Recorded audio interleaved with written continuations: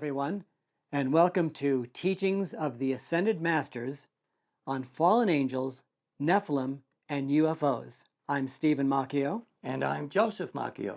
And I believe in the last episode, we were going to start to talk about the coming of the Avatar Ram. Yes. And the Ramayana.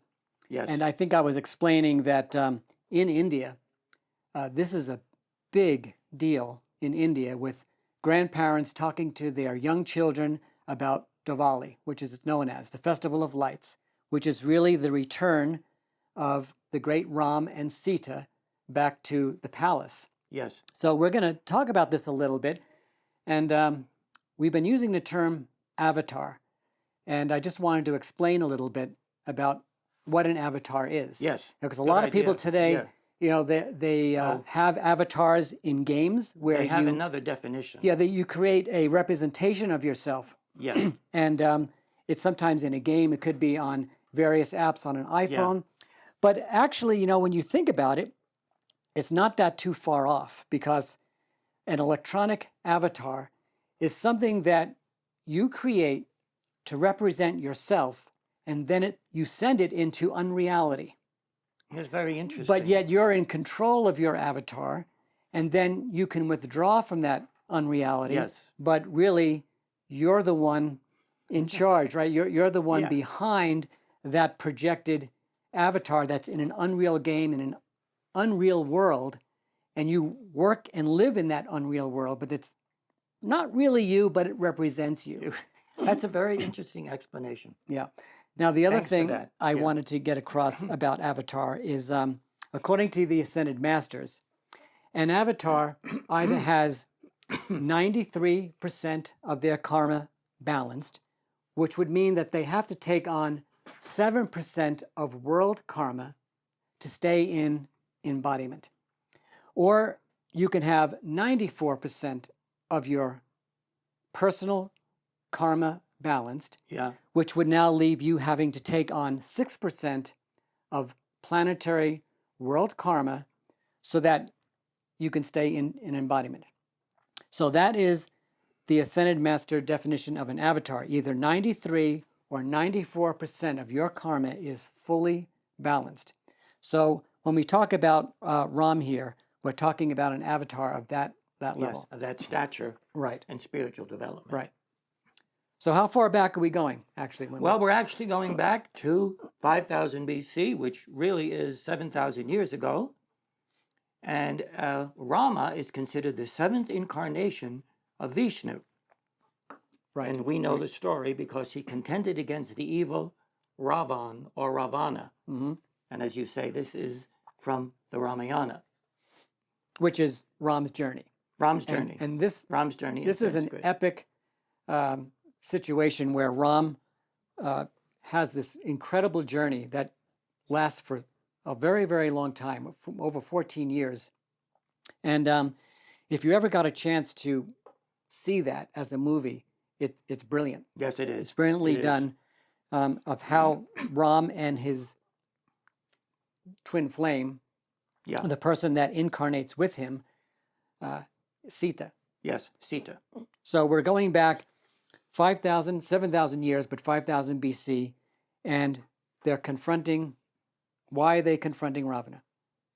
Well, that's a very good question. Ravana is considered in the Ramayana to be a, quote, demon in the flesh. If he's not in hell or in some other realm. Mm-hmm. So these beings are sometimes called asuras, A-S-U-R-A-S, or rakshasas. It's R-A-K-S-H-A-S-A-S. So it's very clear, and since our theme is the fallen angels and where are they, and we have established basically that they are in physical embodiment and have been for millions of years. So one of these, if you want to call them angels, but he is not called that in Hindu tradition, they are on the earth. So according to the story, Ravana is the king of Lanka, Sri Lanka. He abducted Rama's wife, Sita. So getting back to the Asuras, which is what he is called, they go all the way back to the Rig Veda. Now in the Vedas, all divine beings are called devas or asuras interchangeably. Now I'm talking about the Rig Veda, and later on that situation changes. But if you go back to the Veda, you will find them used interchangeably. Now the Sanskrit root asu means breath. So in the Vedas, Prajapati, the lord of progeny, creates asuras. They're not bad. Both the gods Agni and Indra are also called asuras. Isn't that interesting? In the Vedic period, this name did not necessarily have a bad connotation if you go back to that period. Now, the Vedic period is very far back, way beyond Rama, which is 7,000 years ago. So we're looking at 10,000 or beyond that in the Vedas, even before they were written. But in the later Hindu scriptures, the asuras are seen battling the gods.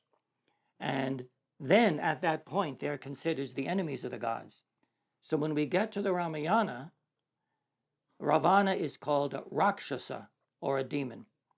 But, this is interesting, some Rakshasas are good.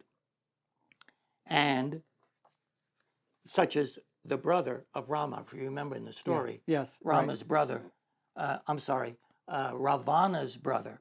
Ravana's brother is good and eventually inherits the kingship of Sri Lanka. So there's a parallel there already where they are good, asuras. Some of them go through some kind of a change or situation, very similar to what we were saying earlier on, where Lucifer was an angel of tremendous light and attainment. Yes. Later on, he gets into trouble and goes through this fall. So you could see the same thing happening here. Right. Because and if a Hindu is reading the Ramayana, or let's say reading about Lucifer, you might very well say, oh, he turned into a Rakshasa or an Asura. Yeah, right. You know, Lucifer, in other words. Right. So it's a very interesting situation. And yes, there is a definite parallel. Now, another thing we see is that these Rakshasas can eat human flesh. Eating human flesh. Eating human flesh. See, this is a. Can you get that? Yeah, no, I'm aware of that because when you research this thing online regarding the giants that we will be talking about that were supposedly on the planet, you get the same history. Yes. So this never goes away, no matter where you look in the major religions. There's always some kind of a fall that brings an evolution down to its extreme low state. Exactly. Where they're engaging in these rituals that to us now are quite barbaric. Yeah, exactly. So that's a good point. So it's interesting that in the Hindu scriptures, the only thing that distinguishes asuras who become devas, who remain asuras, is really the motive, the action, or the intent. When you get right down to it. And when they're in embodiment. When they use these terms interchangeably. Right. And that's the same thing when they're in embodiment. Yeah. You cannot tell. You cannot judge. You cannot assume anything. But if you start to go to motive, and sometimes the outer motive could be one thing, but the end game is completely something else. And these are certain keys to look for. Yeah. That's an important point.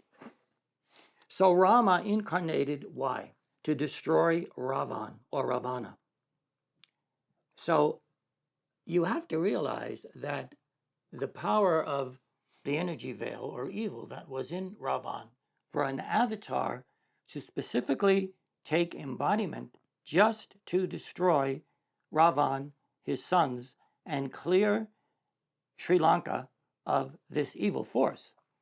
So he was so dangerous, he had to be removed, literally removed from Earth in that round and cycle. Right. You have to have someone who has equal attainment or greater attainment than the enemy. You know, so that... In order to get rid of them. Yeah. Especially someone that is at that level. I mean, they always come with their minions, and they have lower echelons of lesser attainment that support them. Yes. But to take on the main person, you need an avatar such as Lord Ram. Yes. To do these things. Now, this is something very interesting. because here we're talking about Ravana, and we find out that he was also very devoted to Brahma, and he received a boon from Brahma because of his devotion and his penances, which he did Hmm. to Rama. So he's also very devoted to Shiva. So we find out that some asuras or demons believe in God or the gods and some do not. And again, we find out that in a parallel, that the great devotion that Lucifer and his angels had to the spiritual hierarchy was there, and then it was gone. But it seems as though Ravan also on earth tried to worship the gods, and sometimes this is done, so maybe I can get good karma by doing this. So what was the motive and what was the intent? Yeah, this is a common method. Yeah. It's almost an MO with some of these fallen ones in embodiment, whereby they will sometimes spend 1, 2, 3, or more embodiments doing, quote, good, Yes. or doing something for the light, so that they have a karmic debt in the sense that karma is an impersonal law. So they depict that in one of the movies of the Ramayana very well, where he would go and take Yes. an extremely long time, several weeks to a month, in deep meditation, almost as if Ravana was going to repent and change his ways and devote himself to Shiva. And so there's a return current because of the impersonal law of karma. But he then takes that energy and uses Yes. it for no good anyway. Yes. But Yes. that's the interesting part of the impersonal law Yes. of the use and misuse of energy. And after all this devotion to Shiva, he then comes back and starts again his hatred for Rama, and Sita, and of yeah. course still continues to keep Rama's wife with him in the palace. Mhm. So big all mistake. of that, but you see, it's very interesting. He has no problem with the first person of the Trinity. He has no problem with Shiva. He has a problem with Vishnu. He has a problem with the universal mind, the universal Christ, and the preserver. Mhm. That's a parallel Right. also, Right. because the fallen angels hated Jesus with a passion, Right. and he represented the second person. Right. And it's from that second person that the incarnation represents. Yes. So Ram would represent that second person. Second So person. would Jesus. I mean, there's no reason why anyone would say Jesus represented Vishnu. He certainly did.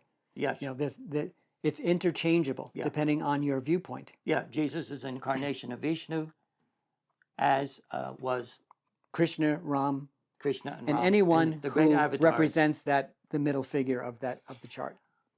So, according to the story, we know that Rama, of course, eventually destroyed Ravana and his sons as well, and Sita was rescued and finally brought back to the palace of Rama in Ayodhya. Right. And that return is what the Ramayana is all about, is why they have the Festival of Lights, the fireworks at the end. But I just wanted to mention about this particular story that it's used a lot to try and prove that Ravana, and the entire epic has something to do with them being aliens or them coming from a different planet.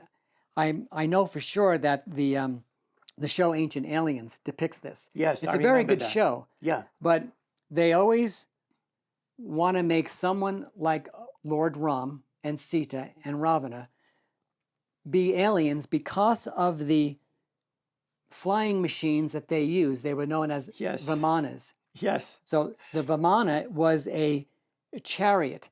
It's a Sanskrit word, and it meant flying machine, flying device. Now there's tremendous detail on how the Vimana worked. Some of them worked by magnetic mercury in a vortex was some of its propulsion systems. Some of them were moved by the mind of the avatar, but Ravana also had that power to use his mind to move the ship. And the Ramayana, and as you know, the Mahabharata, is full of these stories of battles Exactly. in the sky. Yes, it's Now, fascinating to read. some people, it's also interpreted as the word chariot. So what comes to mind is the Roman chariot, the little Yes, thing that yeah, you stand behind yeah. with the horses. But there are detailed explanations, literally pages, paragraphs, almost full books on the description of a Vimana, how it works, where its propulsion system is, whether it goes up, down, sideways, the speed at which it goes. Some of them Yeah. went at supersonic speeds. So, sometimes I wonder if you pushed the date back a little bit, you're almost coinciding with the time of the sinking of Atlantis around 9,500 BC. BC. And so it could be that they were using the technology that was known from Atlantis, and That's a that it very was interesting spread point. across the area Yeah. of India. Yeah. And that's just one explanation. Now, I'm not saying that the Ascended Masters absolutely teach that the Vimanas were used and that they came from Atlantis. Right. But the parallels are amazing. But I wanted to get across that Ram and Sita are not aliens from other planets, and neither is Ravana. I mean, these are, That's an important point. yeah, they're adepts in their own right. So is Ravana. He's as much as an adept as Ram is, but he cannot overcome Ram because the power that he has behind him is greater than the power that Ravana now has. Exactly. And of course, we also know that there were very advanced weapons that were used. The so-called arrows are not ordinary arrows. Right. And so that's another situation which may lead people to think that, well, this must be alien technology. Right. But it doesn't have to be, because where did Rama receive these weapons from? The gods. Right. Right. Brahma or Vishnu. Yes. Yes. You see? And the same thing was happening on Atlantis, where Yeah. they had technology that was so Yeah. far beyond what we can conceive of today, even at the latter part. I mean, if you went back further, the technology was even more astounding what they had going on in Atlantis. Yeah, it was. So are we ending with the story of... We're just going to do a little mention of the great avatar Krishna, which now we're at 3000 BC. And again, we have the contention between good and evil. We have the avatar Krishna contending against King Kansa. So Kansa was a cousin of Krishna's mother, Devaki. When Kansa learned that a son born to Devaki would slay him, according to a prophecy, he then attempted to have all her children killed. Why am I not surprised? Krishna, the eighth son, then was taken by his parents and he fled. Then, typical, King Kansa then ordered the destruction of all the male children. Sound familiar? It sounds very, very familiar. Well, I was thinking perhaps that King Kansa may have reincarnated as King Herod to attempt to slaughter the avatar Jesus. A simple speculation. I don't know this to be true, but sometimes you see, it doesn't have to be the same person, but the same modus operandi. Right, right. It goes all the way back to the original rebellion, that stated, I hate the Christ in man. I will destroy that Christ, and I will not give obeisance to that Christ. So again, Kansa is also called an asura. In this context, definitely a malevolent being. So Kansa pursued Krishna, and at last Krishna slew him.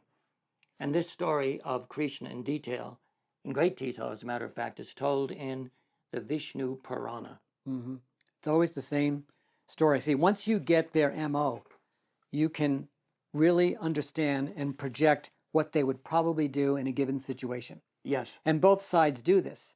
I mean, the fallen ones know that there's the problem of incarnating avatars and the sons of light on the planet.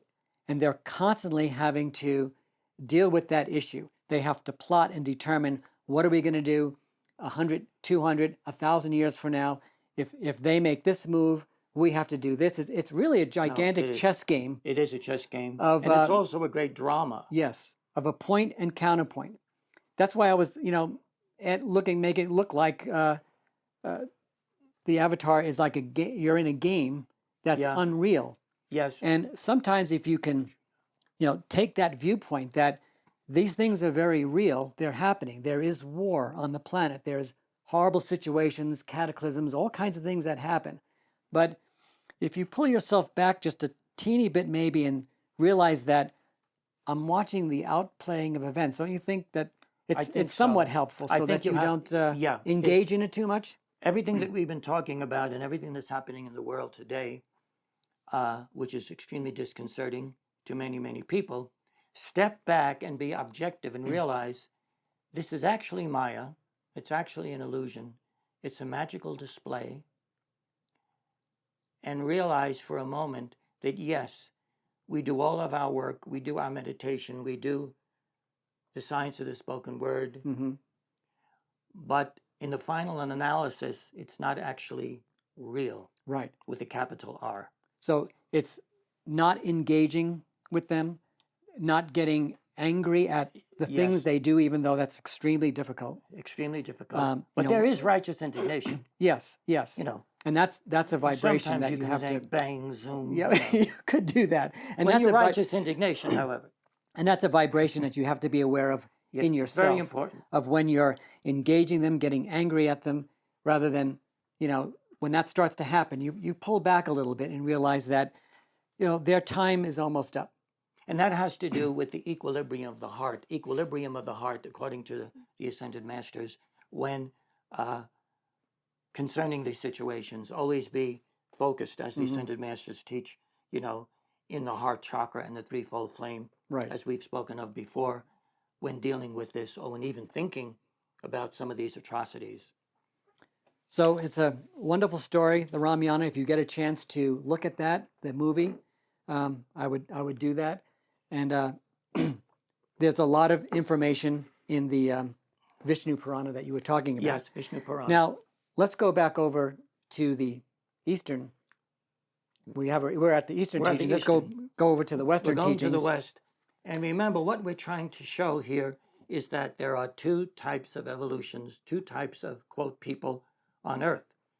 So we know, and we talked about Jesus' parable on the tares and the wheat already, but Jesus, as we know, studied the scriptures of the various Essene communities, and there were many, including Qumran. Right. And these, of course, now are called the Dead Sea Scrolls. Now, these scrolls are full of references to evil ones. The characteristics of the, quote, children of righteousness and the children of perversity are listed in these scriptures, and I'm quoting now from the complete Dead Sea Scrolls in English. The community rule of this particular community states, those born of truth spring from a fountain of light, but those born of perversity spring from a source of darkness. All the children of righteousness are ruled by the Prince of Light, but all of the children of perversity are ruled by the angel of darkness and walk in the ways of darkness. Now, once again, we're getting very clear at what's being said there, just like when you were reading in last episode when Jesus said, you are of your father, the devil, right, and the works of your father you will do. It's hard to misinterpret what you just read. You can't misinterpret it. Well, somebody does. Somebody's misinterpreting something because they don't want this information out. No, they don't want it out. But it's like, let's skip over this. But I have seen commentators say, well, the children of perversity are like all the people that are not Essene. In other words, they don't agree with our community and our way of life, that we're trying to preserve the ancient way of life, going all the way back to Moses and so forth. So therefore, the children of perversity must be referring to the Romans, to the various other so-called barbarians, maybe, you know, to the various other faiths and the religions, alleged pagan religions and of course, at this time, you know, these religions were actually worshiping the fallen angels who are called gods, and some of that is actually true, you know. but this is how they get away with it. So these writings also state, this is interesting, that the two characteristics, what we are talking about is now righteousness and perversity, are found intertwined in almost all people until the tares, the weeds, and the wheat are separated at the end of the period of judgment, which Jesus calls the harvest. Yeah, so that's Did an you want to interesting. address the subject Yeah, well, of that, the intertwining? yeah, that's an interesting thing because even though you may be someone who has light, has the divine spark, and always has, we've been talking now, covering a time period of tens of thousands of, if not hundreds of thousands of years Right. have gone by. And so when you live on this planet, you have intermarriages, you have the mixing of the seed of the light bearers with the seed of those who have absolutely no light. And when that happens, if you take the seed of light and mix it with the seed of darkness, you have, in a sense, entrapped that seed of light until it works itself out through karmic conditions. And it has to outplay, because you see, that is how karma is transmitted. It is transmitted through DNA, through the genetic code. And so when we look at the genetic code of any individual, there could be latent karma that's there. That's what some of these scientists are seeing. Oh, they have the propensity for this. This may happen. But it doesn't mean it's going to happen, because you may balance that karma prior to that situationing, opening up. Yes, Or yeah. others may just say, look, I want to go into embodiment. I have a lot of karma to balance. Yeah. I want to take on whatever situation you may want to take on. Yes. And you have in your genes that karmic code. And there it is. So I was never a proponent for messing with the genetic code, because therein lies one's karma. Yes. So you can see how it would take thousands of years for the events to play out when you're mixing the sons of light with the sons of darkness and the carbon copies and the clones that we have talked about. Yes. Yes. So I think this might be a good place to stop for now, Yeah. because in the next episode, we will be getting into that period of judgment. So thank you for watching.